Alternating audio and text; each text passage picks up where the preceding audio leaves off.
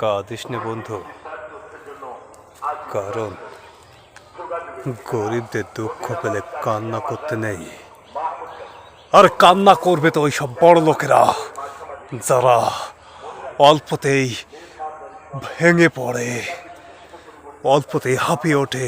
আর আমাদের মতো গরিব মানুষেরা অল্পতে ভেঙে পড়ে না। হতে পারে আমাদের অভাব, হতে পারে আমাদের কষ্ট, কিন্তু আমাদের ধৈর্য অনেক, আমাদের আমাদের নীতি অনেক শক্ত। তুই দুঃখ করিস না, তুই চিন্তা করিস না, আমরা আমাদের কাজে সফল হবই।